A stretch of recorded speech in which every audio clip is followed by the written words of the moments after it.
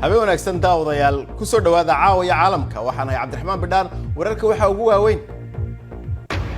xukuumadda federaalka Soomaaliya iyo qaramada midoobay ayaa maanta ka kulmay sidii looga hortagi lahaa abaaraha soo noqnoqonaya warbixin dheeraad ayaan idinka haynaa abaaraha iyo isbeddelka cimilada ee Soomaaliya wararka kalena waxa ka mid ah militariga Suudaan ayaa heshiis la saxeexday xukun wadaaga mucaaradka ma soo gabagabeyn doontaa bilad dibadbaxyo iyo qulqulatooyin ay halkaasi ka socdeen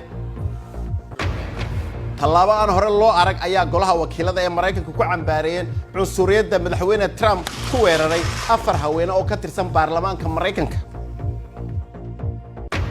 وجبجبو كوب كقرمة أفريقيا تونسيا نيجيريا أي عاو فودا إصدارية سيدو كلا وحنا ورئيس دين كجهينا هلكا وكودن بيه خلاف كحرير كوبا دعكت أفريقيا kala soco BBC News Somali telefishinka raadiyaha online-ka iyo bogagga bulshada halkan waa London caawa iyo caalamka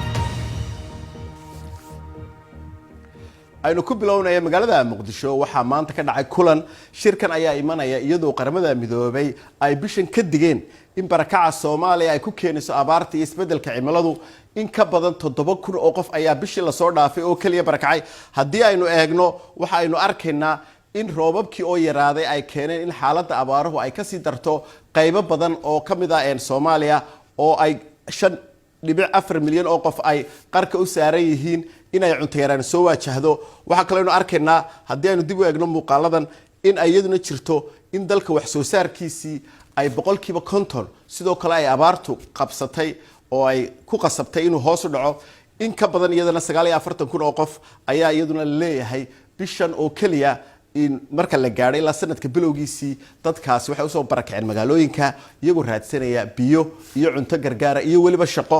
haddaba kulankaasi waxa magaalada Muqdisho dhex maray dawladda federaalka Soomaaliya iyo qaramada midoobay maanta Muqdisho ka dhacay waxa warbixinta inooga soo dirtay wariyahayaga Bella Shego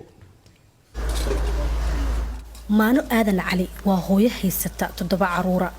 waxay 8 sano ka hor ka soo barakacday tuulada Geewarow oo u dhow degmada Qoryoole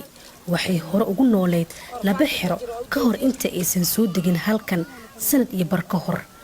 waxay ka mid tahay boqolaal kun ay soo barakaciyeen abaaraha iyo isbeddelka cimilada 8 sano ka hor duruuftu waxay waa iska fiicnaay hooygay nidaam u ahaaye beeraha hayste xoolaha hayste alxamdulillah shukru waa iga dhamaadeen inta imaade hay'adaha ilaaha wax ka sugay hay'adaha wax ka sugay gadoomiyaha soo dadaalaya saa waxaan oo keenay hadda halahan wax ma haysano hadda hooy la'aan aan hayso roob aan haysto daryeel la'aan aan haysta ilmaha halka abaan wax u karinaa inta badan dadkan ma helaan gargaar ku filan iyo qorshe ay noloshooda dib ugu dhistaan lamana arka natiijada qorshooyinka wax loogu qabanayo dhibaatada haysata laakiin maanta waxay dawladda federaalka iyo deeq-bixiyaasha caalamka ka yeesheen kulan mid ka mid ah dhibaatooyinkaas shacabka Soomaaliyeed haysta abaaraha balse markan waa qaab ku duwan kuwii hore qorshaha dib u soo kabashada iyo u adkeysiga aafooyinka sida ay dawladda Soomaaliya sheegtay waxaan qorshahan aan gaarka ugu sameynay ka hortagga iyo adkeysiga musiibooyinka ama abaaraha ama waxyaalaha dhaca ayaan waxaan ku sii dhaxdarnay qorshaha qaranka 5 sano soo socota marka ma noqonay wax hal maris laga shiro noqonay wax 5 sano qorsheysan oo qayb kasto ama wadan kamid ah ama kamid ah hay'adaha wadanka jooga ay isticmaali doonaan si ay xoog u saaraan meelihii la sal gartay in inta badan dhibaatooyinka dhacaan sanadihii 2016 iyo 17 afar xilli roobaad oo aysan Soomaaliya helin roob ku filan ayaa sababay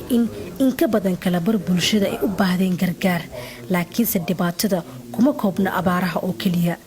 Resources in Somalia are underutilized. We have 2 khayraadka Soomaaliya lagama faa'iideysan labada webi halkii ay faa'iido u lahaan lahaayeen gobolada ay maraan waxay noqdeen musiibo inta badan daad iyo barakac keena sidaa daraadeed waxaan doonaynaa inaan la shaqeyno dawladda iyo maamul goboleedyada si ay waxtar ugu noqdaan dadka Soomaaliyeed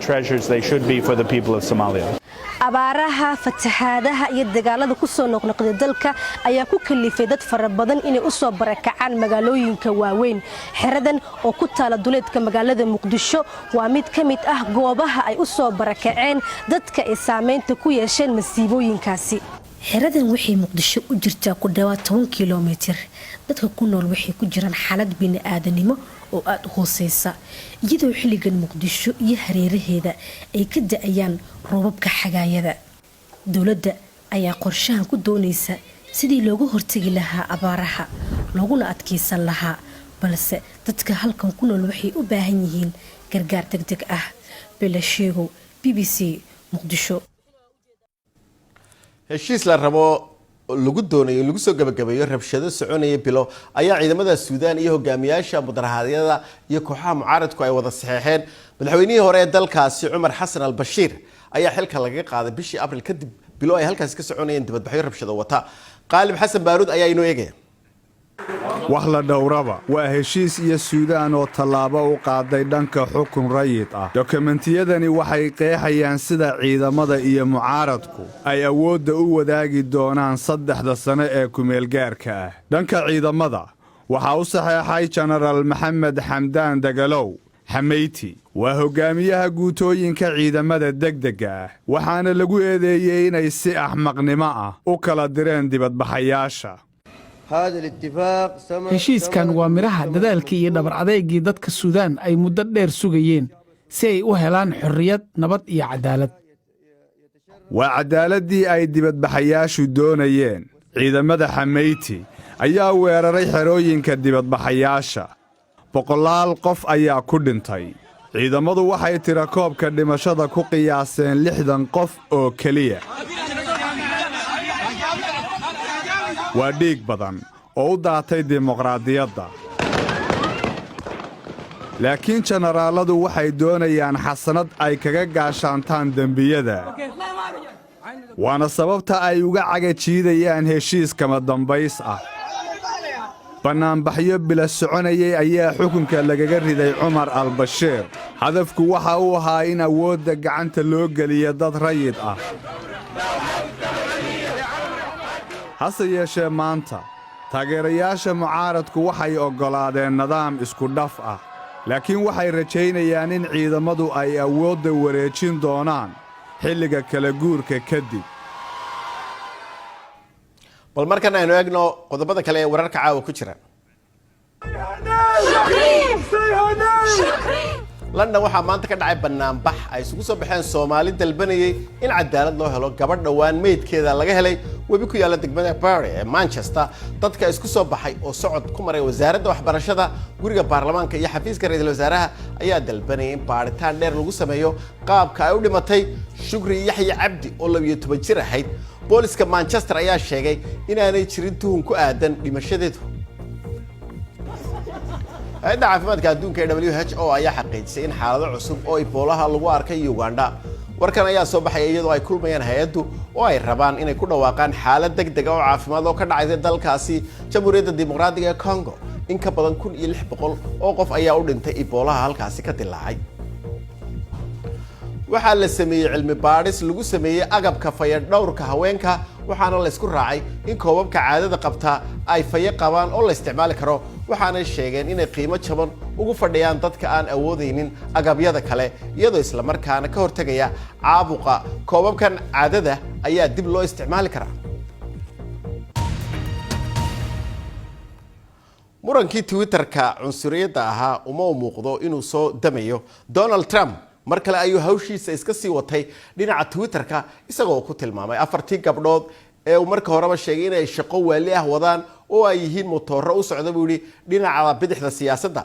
dagaalna ay fardo u saaran yihiin. maxaa ka dhaxeeya haddaba 4 gabdhood iyo Donald Trump? Cabdixaafid Cawl Ismaaciil ayaa eegaya. muranka bilowday internetka ayaa isugu bedelay caasimadda Maraykanka is-haysasho dad, waxaanu sii noqday shakhsiyaad kadib markii madaxweynaha lagu eedeeyay cunsurnimo. hadalladan ka soo baxay aqalka cad waa sharaf dhac iyo wax laga yaqyaqsoodo hadalladani waa cunsuriyad axaddii ayuu madaxweyne donald trump 4 dumar ah oo aan caddayn kana tirsan xisbiga kongareeska aadna u dhalila siyaasaddiisa u sheegay inay ku noqdaan meeshii ay ka yimaadeen xubnaha sarsare ee jamhuuriga ayaa ilaa iyo maalintaasi dadaal ugu jiray inay difaacaan ma u aragtaa in jamhuurigu hadalladii donald trump diideen xaqiiqdii maya fariin sidee ayaa laga fahmayaa in caadi laga dhigo xaqiiqdii waxay ka soo horjeedaa qayimkeenna in ay isaga ka doortaan dalkii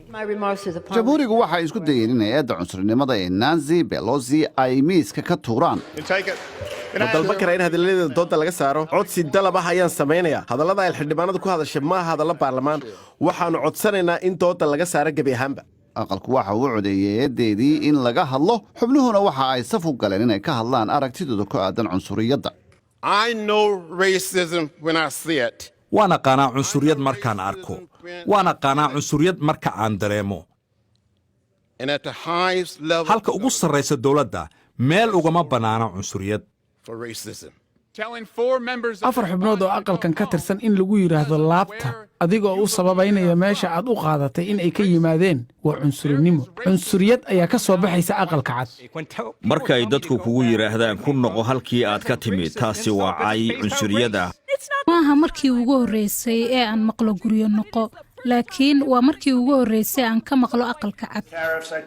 madaxweynuhu waxa uu sheegay inaanay laf cunsuri ahi ku jirin jidhkiisa laakiin qaab aanay weligeed u dhicin ayaa aqalku u codeeyey in la cambaareeyo qoraalkiisii hore ee twitterka uu soo dhigay laakiin halkii xaaladdu degi lahayd dooddii waxay markhaati u noqotay in hoosta laga xariiqo sida mawduucan jinsiyaddu uu dab u hurin karo maraykanka qarnigan 21aad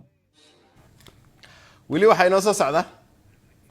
ku dhowaad 3 sano ayaa laga joogaa tan iyo curashadii kacaankii Gambia waxaa jira waraac cusub oo laga qabo inuu madaxweynaha cusub xukunka ku sii dheganaado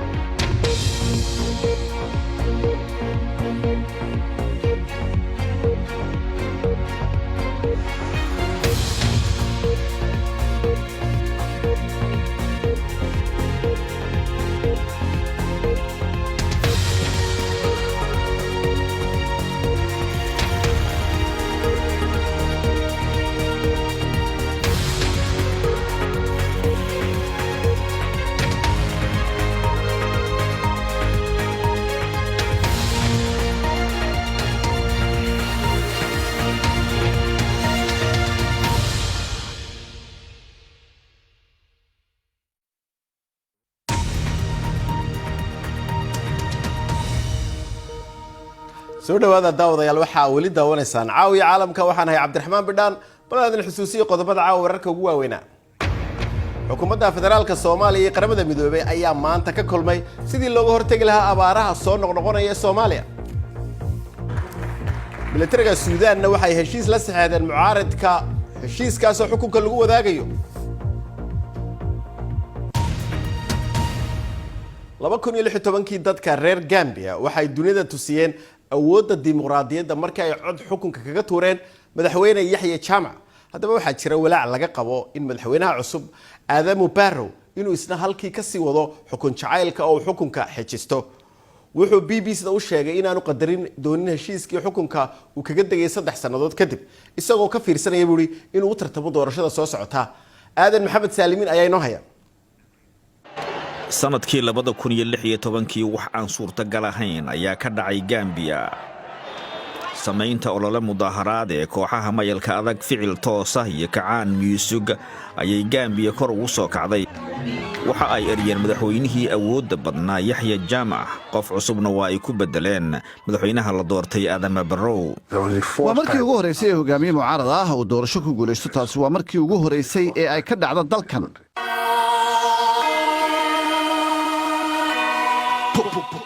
cali jam oo loo yaqaano Killa Ice ayaa door ka ciyaaray ololihii looga soo horjeeday Jama sanadkii 2015 Killa waxa uu soo saaray hees noloshiisa khatar gelisay ciwaankeedu waxa uu ahaa Kuboka si Jataji heestu waa ay fududeyd laakiin fariin culus ayay xambaarsanayd waxaan sheegay musuqmaasuq xorriyad la'aan qofka oo la iska xiro waxaan sheegay isticmaalka lacag xad dhaaf ah oo madaxweynuhu isticmaalay waad garanaysaa waxa aan ka hadlayo iyo waxyaabo badan oo aan si sax ah u socon markii hore Killa Ice waxa uu ka cabsan jiray inay xabsi geliyaan kooxaha dilalka ku caanbaxay ee Jama kuwaasi howdka ku nool ayaa ku qasbay inuu u baxsado dalka Senegal guriga aabbahay uu ku noolaa waad fahmaysaa waxa aan leeyahay halkaas ayay yimaadeen sanadkii 2016 xil wareejin awoodeed oo la yaab leh ayaa waxa ay keentay Killa Ice inuu Gambia ku soo laabto jamhuuriyaddu ha noolaato midnimada dadka Gambia ha noolaato laba sano oo hoos u dhaca deyntii qaran ee Jamia uu ka tegay tamarta joogtada ah iyo biyo la'aan ayaa cadaadis ku keentay golaha Barrow waa markii ugu horeysay ee aan shaqo sare bilaabo waxaad u baahan tahay sidoo kale waqti ma fududa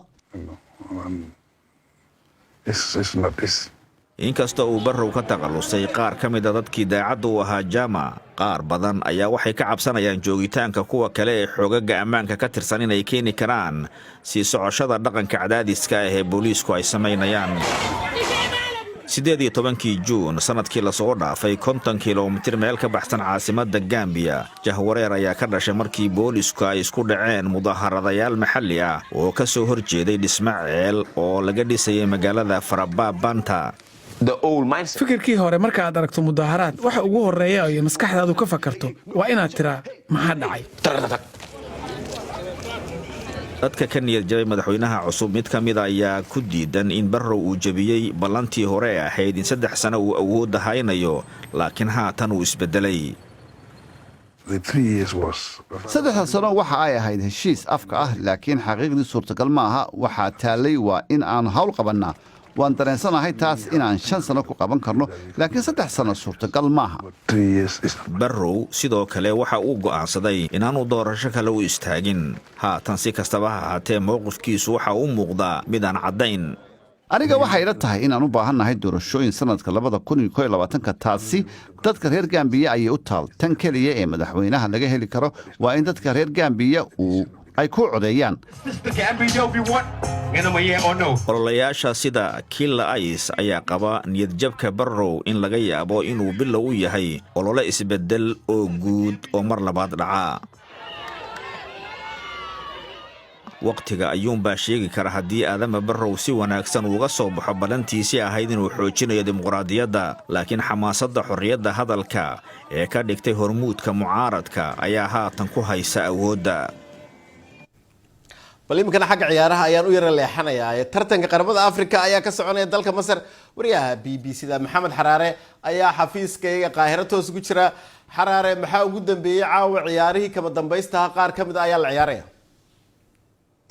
bidhaan aad iyo aad ayaad u mahadsan tahay sida aad la socoto tartanka qaramada Afrika wuxuu ku dhow yahay gabagabo 2 ciyaarun baa ka harsan 2 maalina waa ay ka harsan tahay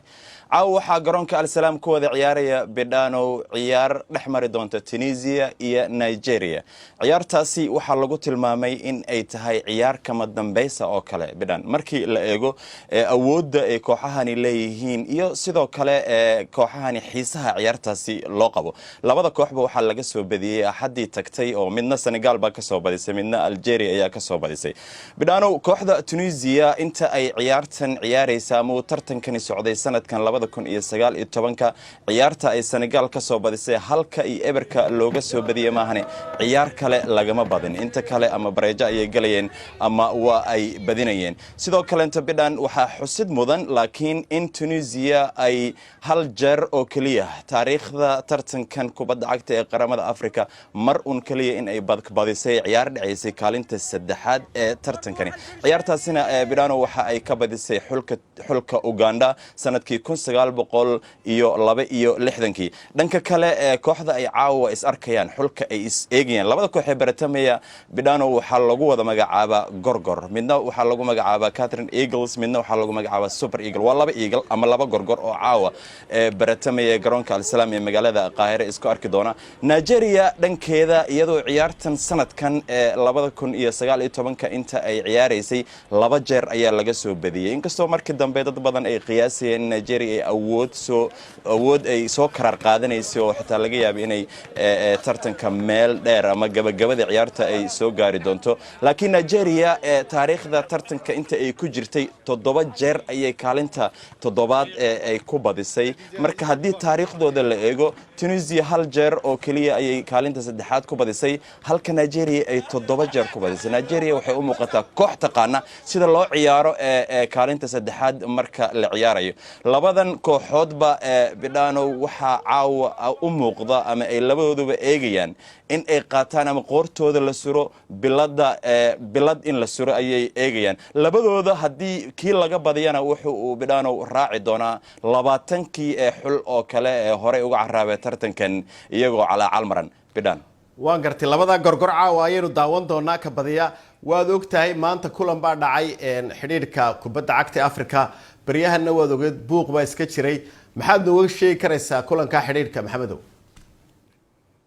يا بدان كلنكني xiriirka kubadda cagta ee qaramada Afrika qaaradda Afrika mar dhow ayuu soo dhamaaday waxyaabihii laga wada hadlay iyo wixii ka soo baxayba waxaan fursad u helay inaan wax ka weydiiyo gudoomiyaha xiriirka kubadda cagta dalka Djibouti Sulayman Hassan Waberi shirkii maanta golaha fulintii axad Afrika kubadda cagta Afrika ay galeen waxaasha ugu waaweyn laga hadlo waxay tii qodobka ugu weyn wuxuu ahaa wada shaqeynta FIFA CAF ee gudoomiyaha Axmed ku dhawaaqay taana kadib markii xaada sharaxaad badan ka bixiyay gudoomiyaha FIFA guddi wuxuu ka yeeshay maartay hadal dheer buu ka yeeshay aad iyo aad baa loo la falo guray markii dib waxa la isla gaaray in maartay heshiiskaas si fiican loo wada shaqeeyo sidii laga faa'iideysto khibradda FIFA ay u leedahay xagga reformiga maartay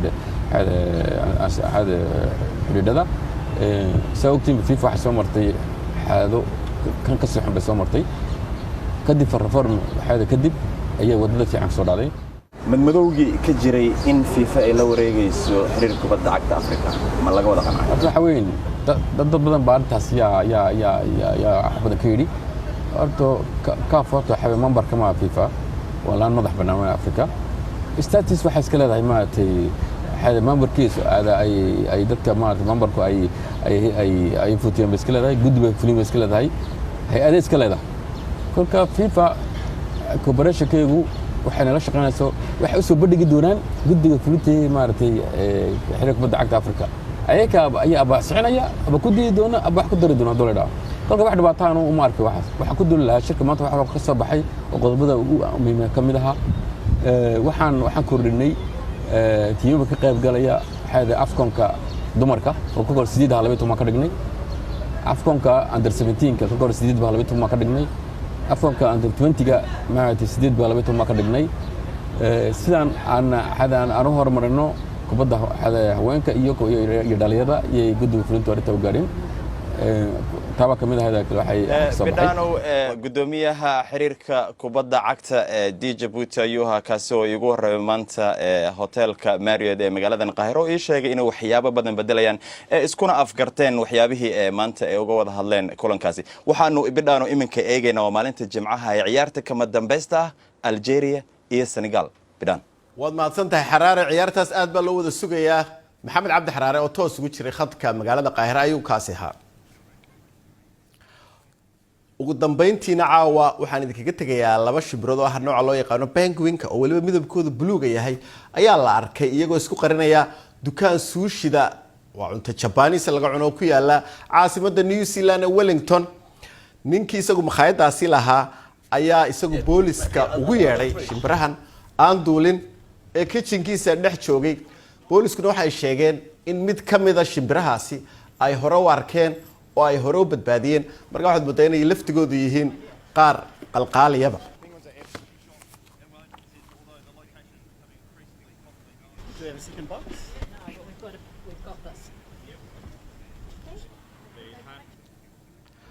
mar walba waxaad nagala socon kartaan BBC Somali Facebook.